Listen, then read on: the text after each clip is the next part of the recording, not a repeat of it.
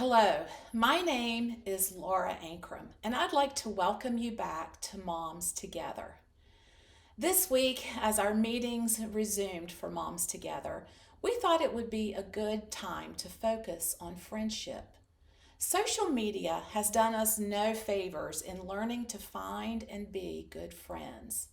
You may have hundreds of friends and followers on social media, but not many of those will be true friends. And many of the social media friends we so covet probably fall into the category of friendship types to avoid. So let's take a look at the types of categories that define friendships. First of all, best friends. You can probably name these in your life, but there are also social friends. These are friends who are just plain fun. When you need to laugh and unwind, these are the friends you go to first. They always have something fun to suggest or an adventure to try. Then there are low dose friends. These are friends that you can only take in small doses. You enjoy them and they are good friends, but they might drain your energy if you spend too much time with them. If you're an introvert, you understand this. Your extrovert friends might be low dose friends for you. Then there are also group friends. These are friends that seem to always gather, but always as a group. We also have situational friends. These are friendships established through common interests or goals. These could be friendships formed around a shared interest or activity, like a club or the gym. Then, for those of you who work, you might have work friends. Your work friend will understand the nitty-gritty of what you do at work and can encourage you to attain your career goals. Then there are lifelong friends. Again, you can probably name these friends. You might not see each other often, but you know you're always there for one another, even though the miles might separate you. And then there are life stage friends. You're making some of those right now. Motherhood is a major life stage where we are drawn to others experiencing the same things we are. Once you exit the life stage, you might not remain in close contact. You probably have all of these different types of friendships, and you are probably filling these different roles in the lives of other women. The wonderful thing about friends is that you might begin in one category and easily shift into another. For example, a life stage friend could easily become a best friend. If these are the good types of friendships, then there are also some friend types to avoid. These would be one-sided friends, ambivalent friends, codependent friends, toxic friends, even fake friends. Obviously, we want to try to avoid these types of friendships. They tend to drag us down rather than build us up. And the common characteristic in the friend types to avoid is selfishness. We don't need these types of friends, and we certainly don't want to be those kinds of friends. It takes some intentionality to be a good friend because we are naturally very selfish people. And to find a good friend, you really need to know how to be a good friend. So, how do we learn to become a good friend? What does it look like? Well, we need look no further than 1 Corinthians 13, verses 4 through 7. Let me read that for you. Love is patient and kind. Love does not envy or boast. It is not arrogant or rude. It does not insist on its own way. It is not irritable or resentful. It does not rejoice at wrongdoing, but rejoices with the truth. Love bears all things, believes all things, hopes all things, endures all things. It really doesn't matter what category of friend we are in the lives of others.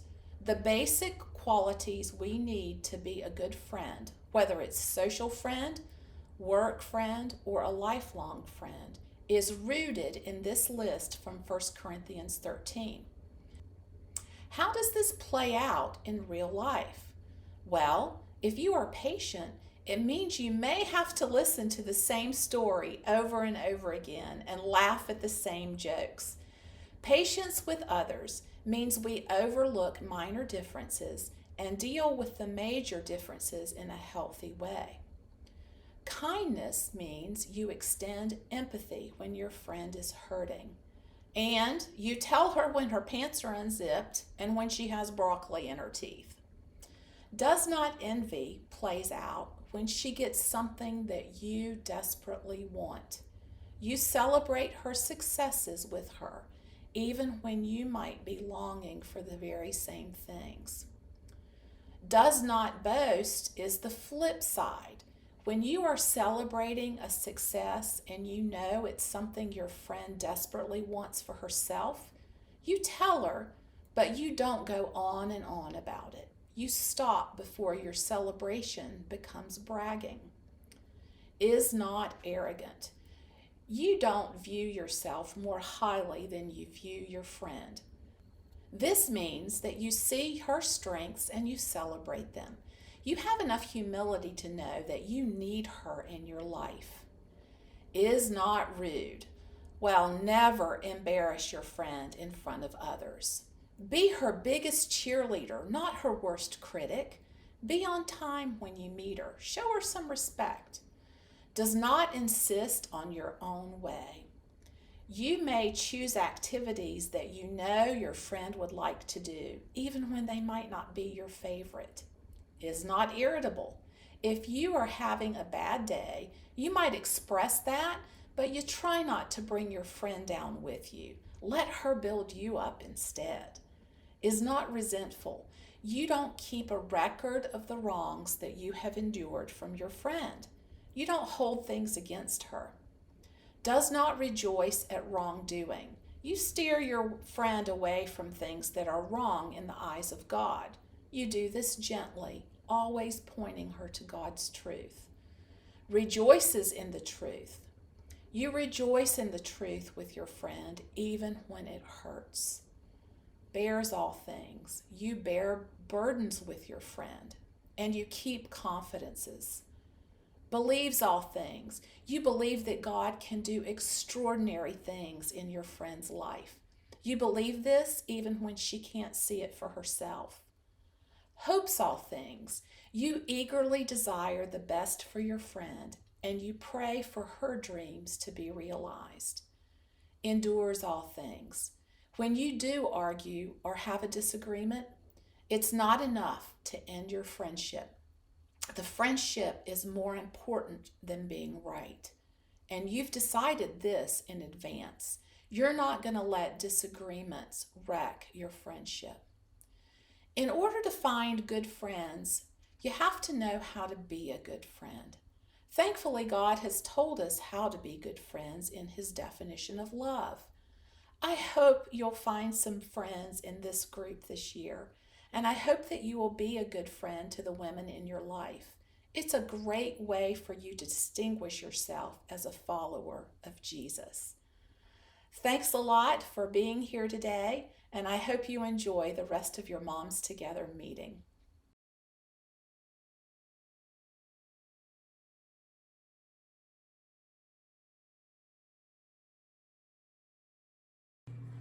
I have a dowel rod, the petal fabric, the base of the flower, and the leaf, the glue, and the stick to spread. You're going to take your dowel. You're going to place a little bit of glue on the side you want to be the inside of your fabric.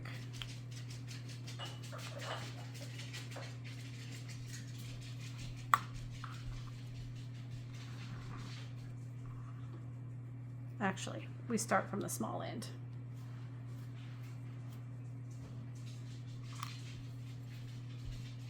And you're going to wrap.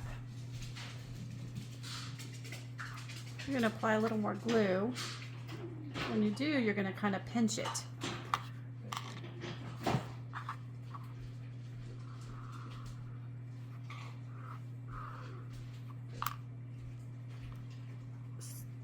Pinch.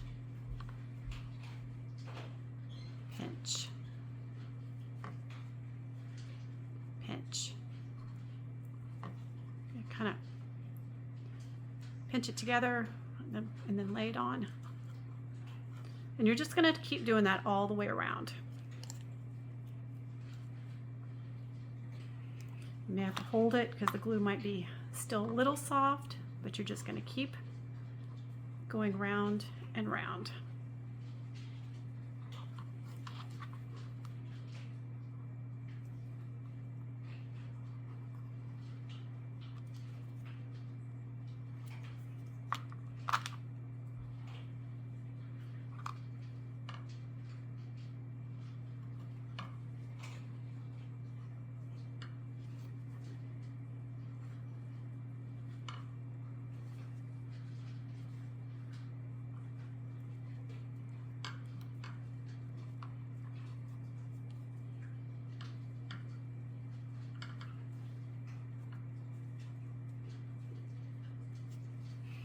This is fabric glue and it will stick to your clothes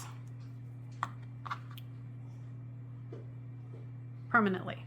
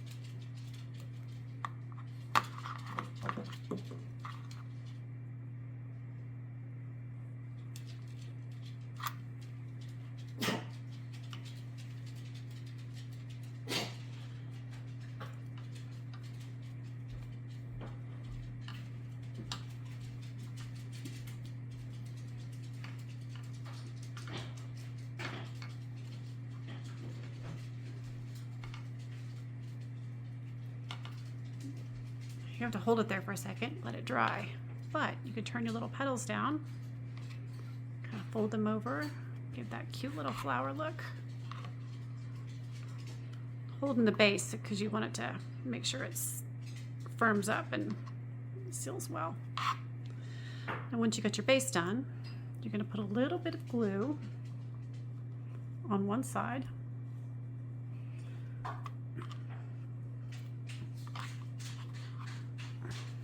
Gonna put it on like so. Oops, that's coming off. Not quite dry yet. You're gonna take this, you're gonna put it on, and you're going to wrap it. I think I have it backwards. Wrap it around like this. Then you're going to a little more glue right here.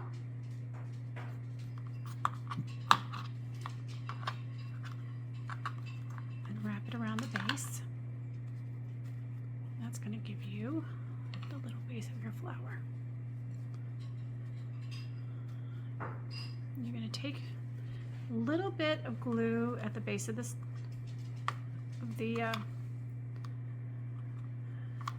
leaf, and you're going to attach it just like that. You may need another little dab of glue right here to kind of stick it to the base of the flower.